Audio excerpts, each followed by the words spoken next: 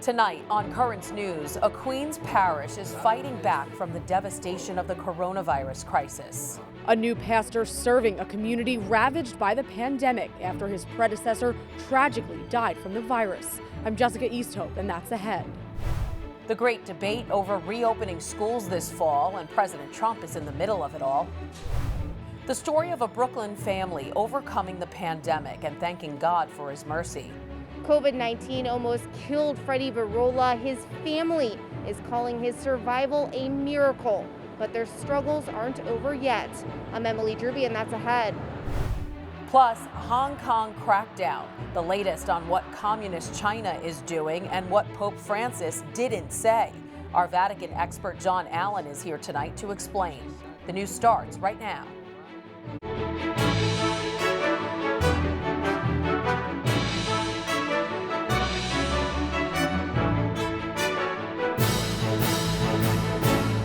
It's been very difficult because I saw a lot of suffering of the people, a lot of death, a lot of mourning, but the Lord was there. The new leader of a hard-hit Queens parish is following in the footsteps of a friend, offering comfort to a wounded flock. Good evening, I'm Christine Persichetti. Father Nicholas Apollonio is now pastor of an East Elmhurst church that's lived through so much suffering. His dear friend and brother priest had been running the parish until falling victim to COVID-19 not long ago. Now Father Nicholas is giving his all to help his parishioners. Currents News' Jessica Easthope has the story from Queens. Christ come to us to free us today so that we can reach many others. Father Nicholas Apollonio is the new pastor at St. Gabriel's Parish in East Elmhurst. His friend and predecessor, Father Gioacchino Basile, was small in stature but left big shoes to fill. Well, Gioacchino, I know he was very small, but he had an enormous heart. He was really a holy priest who loved the people till the end. Father Gioacchino's life was tragically cut short by COVID-19 back in April. Now, Father Nicholas is continuing his legacy in the very church where Father Gioacchino contracted the deadly virus.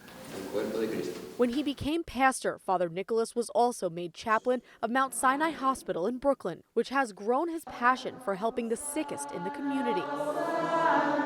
His fear of the virus has taken a backseat to being there for his parishioners. I'm happy to be here, and I wish I can follow in Gioacchino's footsteps.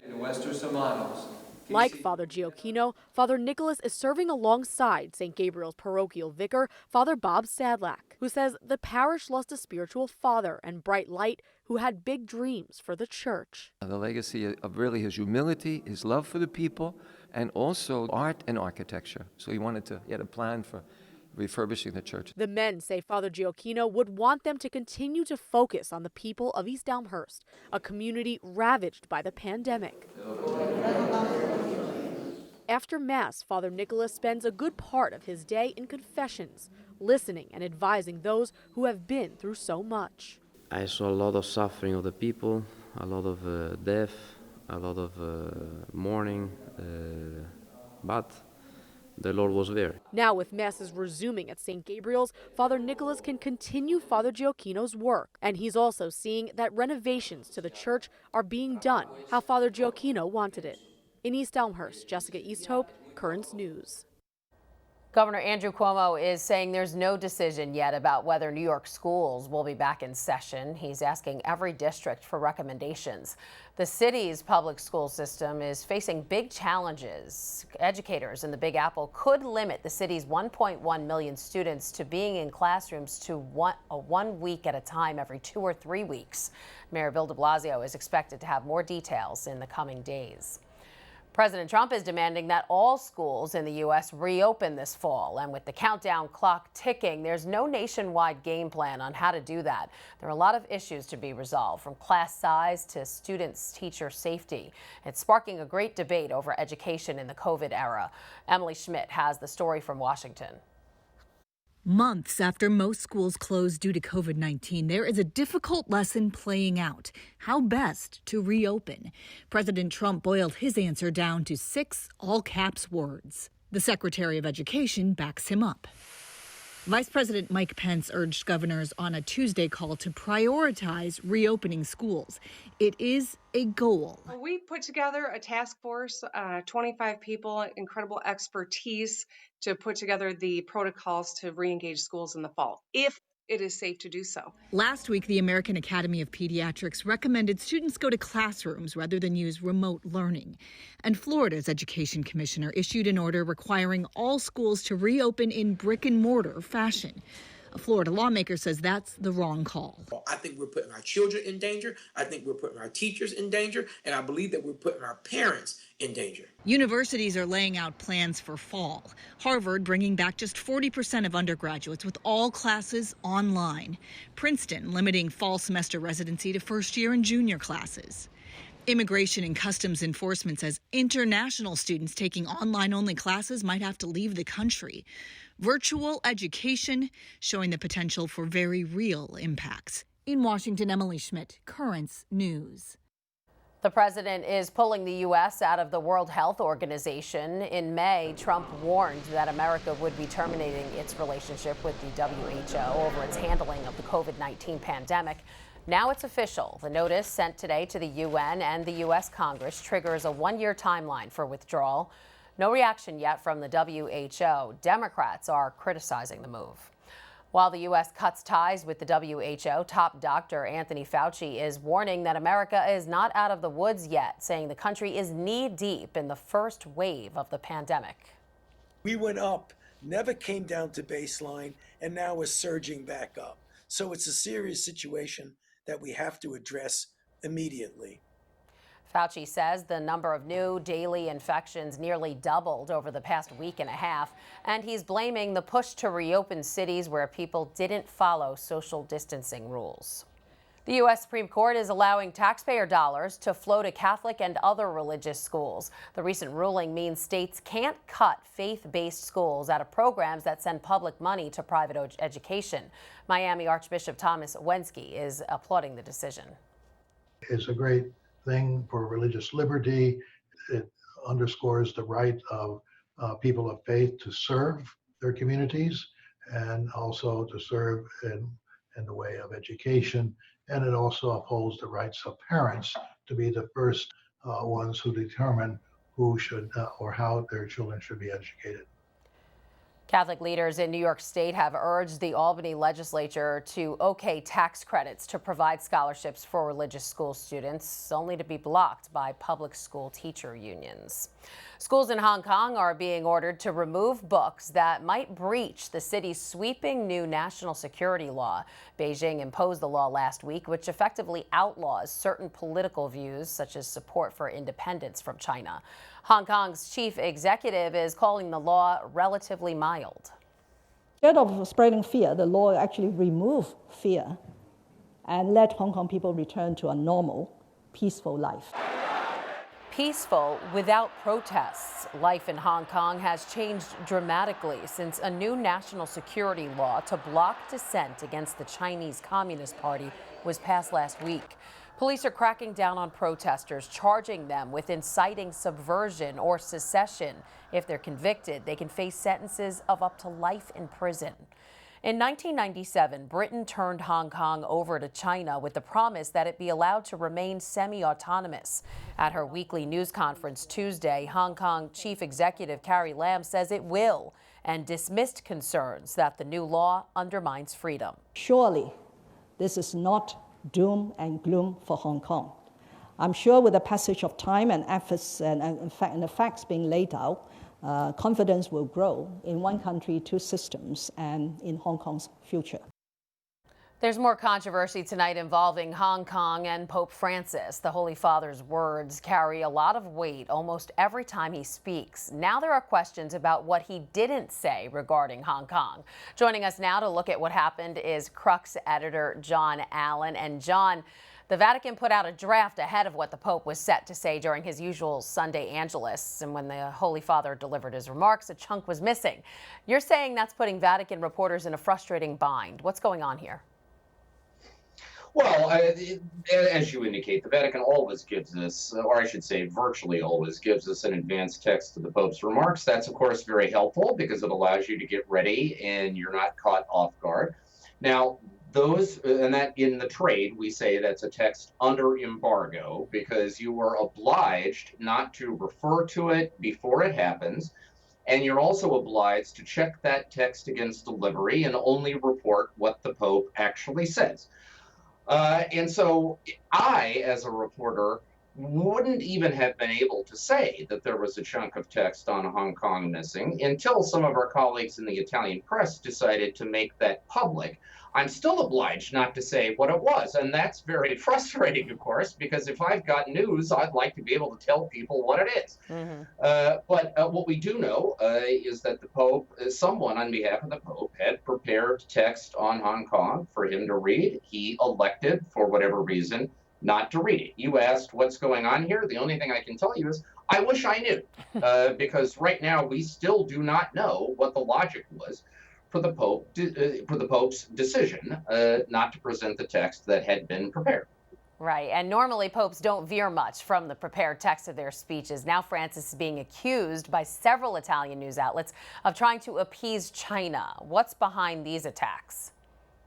Well, he's been being accused by some Italian news outlets of trying to appease China. There are other Italian news outlets that are styling this as a brilliant chess move on the chessboard of international diplomacy. That this way, Francis was able to get his point across to the Chinese, because you can bet they've all read these Italian news sites that have the full text of the embargoed thing.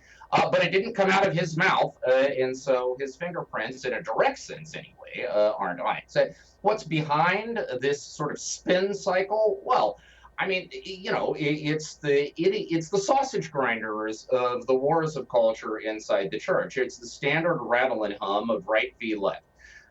People, mostly conservative outlets that, for various reasons, have a beef with the Francis papacy, are seeing this through a very critical lens as another chapter in the Vatican's long-running submission to the communist regime in China. Those mostly on the left who are positively inclined to this papacy are seeing it as yet another chapter in the Pope's brilliant embrace of dialogue and, you know, rapprochement at just the right moment, his deft diplomatic touch. I don't think any of that is particularly surprising. So why do you think Francis skipped that part of the speech? Well, I can only tell you I wish I knew. I mean, there may very well have been a very compelling reason for it. You know, some have speculated that they were getting blowback from China in advance of the speech. Now, I find that difficult to believe, given that this text only circulated an hour before the Pope spoke. I mean, if that's actually true, then whoever in the Rome embassy translated that thing and got it to the Foreign Office in China and got an answer back and got it to the Vatican in about 45 minutes, that should be your 2020 gold medalist in international diplomacy.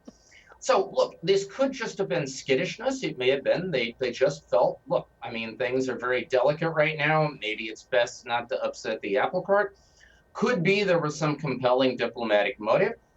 The point is, we don't know. I would love to have an answer from the Vatican. However, the Vatican is in its own kind of bind right now, which is they take the position that if something was in a draft that the Pope didn't actually say, then it never existed.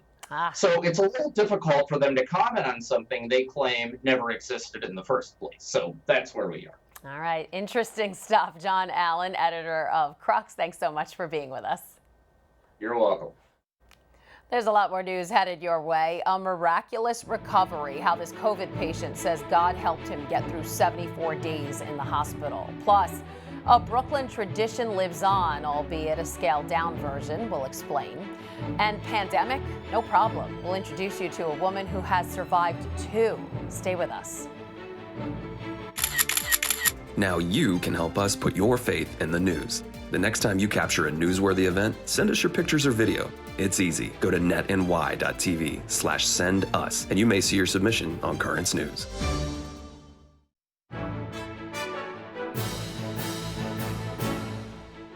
Sister Sister Norma Pimentel, who's worked with migrants on the U.S.-Mexico border, has earned the praise of Pope Francis, is making a public plea tonight.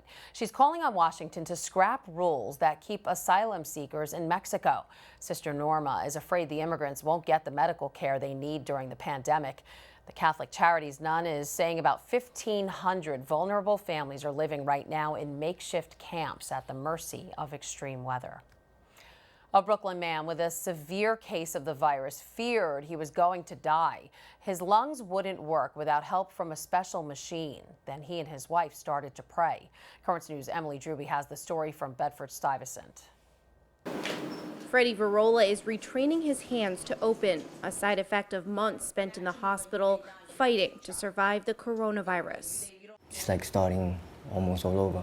In March, a day after his 40th birthday, Freddie felt sick. A week later, his wife Jasmine brought him to the hospital and heard bad news from the doctor. He said, listen, we have to admit him, he has a bilateral pneumonia.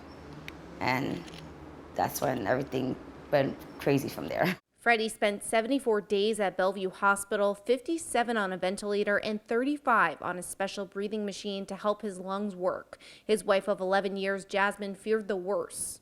So actually, I thought I was going to lose him. I thought I was very close to losing him. But she didn't. Freddie survived. And on June 9th, he was discharged. Freddie won the fight for his life, but the fight to get back to normal was just beginning. Walking, showering, like she said, opening stuff. Recovery, the hidden battle long-term hospital patients experience after they're discharged, including coronavirus patients. When people survive these long hospital stays is that there's a huge effort and rehabilitation that follows. Dr. Robert Tibali, an infectious disease expert with Catholic Medical Association and Currents News contributor, explains what patients have to do. People have to learn how to walk again. They have to learn and sometimes how to talk again. Now Freddie is back at his Brooklyn home with a long road ahead. We don't know what the future holds for him because we don't know, they don't know anything about this virus and how it's going to affect his lungs. Recovery could take weeks, months, even years. No matter how long it takes, the Christian family is leaning on God. I prayed and I'm here. That's all I did all the time. Pray, pray, pray, pray, pray. I prayed. Family and friends have set up a GoFundMe page to help with the bills. Now, after what he's gone through so far, Freddie is pleading with everyone to wear a mask and follow the rules of social distancing. People don't take it serious, and it's serious. I almost died for this. In Bedford-Stuyvesant, Brooklyn, Emily Druby, Currents News. COVID is not stopping Brooklyn's Our Lady of Mount Carmel parish from celebrating a special day. The Williamsburg Church will be marking their patron's feast day next week on Thursday, July 16th. A statue of Our Lady will process through the neighborhood after Mass is celebrated by Brooklyn's Bishop Nicholas DiMarzio. One thing missing this time, the beloved tradition of the Giglio. The 7-story tall statue is usually hoisted into the air by a team of strong men who dance the 4-ton icon through the streets of Williamsburg. But fans shouldn't fret. The parish is going to live stream Giglio videos and photos along with live music on their Facebook page Sunday. You can see it all at facebook.com/OLCChurchBK starting at 7 p.m. The Mass and procession will be on the same Facebook page on Thursday, July 16th, starting at noon. Still to come on Currents News, conquering coronavirus. But that's not the only thing she's survived, why she says she's lucky. Also ahead, a show of gratitude, how these kids are thanking first responders. Do you have a story idea or want to share a tip? Email us at newstips@desalesmedia.org or call our 24-hour number, 718-517-3122. We'll be right back.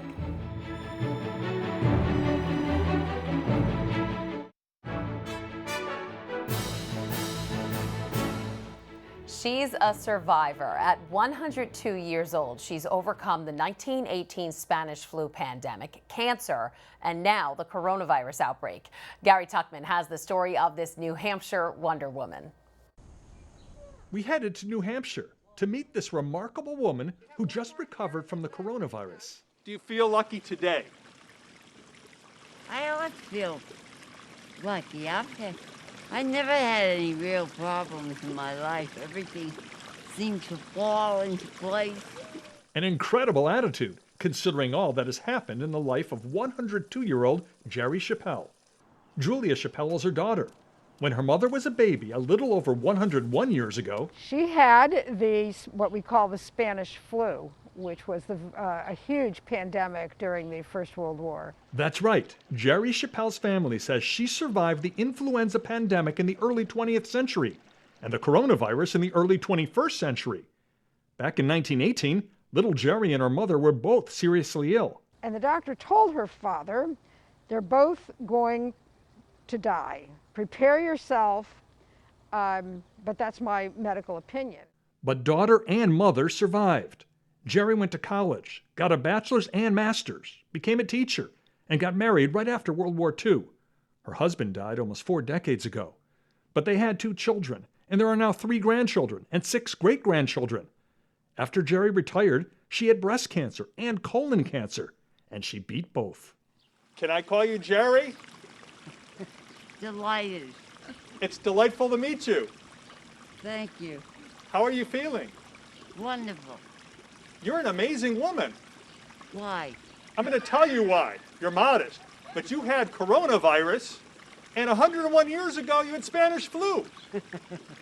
And you survived it twice. You're an amazing woman. I am. GERRY is a resident of the senior living community in Nashua for several years now. Hey, Mom! On this day, her daughter came to pay a visit. Social distancing and masks still required. So, how are you You have to doing? keep the mask on. Yes, we have to keep the mask on. Yes. Do you recognize the top? You should. I stole it from you. Don't think you're getting it back. The employees of her senior community were upset and saddened when GERRY tested positive for the coronavirus. But when they told her the diagnosis, she had an incredible attitude. And she, took every day and said, I guess I'm sick. They told me I'm sick, but I'm not sick. But like the Spanish flu and the 2 bouts of cancer, 102-year-old GERRY Chappell managed to fend off the coronavirus as well. Thank you for letting us meet you. Thank you. My pleasure. That was Gary Tuckman reporting, and good for you, GERRY, and God bless you. And finally tonight, the COVID-19 pandemic didn't stop a group of Brooklyn Catholic students from showing their gratitude. During the past 3 months of this pandemic, we have witnessed thousands of angels. They don't have wings, they wear masks, personal protection equipment, and have medical expertise. These angels have saved thousands of lives while risking their own. We love you, we pray for you, and we thank you. These are Mary's Helpers, a rosary service group from Good Shepherd Catholic Academy in Marine Park, Brooklyn. The group has been forced inside, unable to help others due to COVID. That's when their moderator, 3rd grade teacher Mary DeNono, said she felt a calling to show some appreciation for the city's frontline workers. They came up with this tribute complete with posters, banging pots, and songs. Even more impressive, 7th grader Grace Ferretti edited that entire video together by herself on an iPhone. Wow. Currents News will be posting the entire 4-minute video on our website, currentsny.tv. And that is Currents News. I'm Christine PERSICHETTE. Thank you for joining us because we are putting your faith in the news. Hope to see you again next time.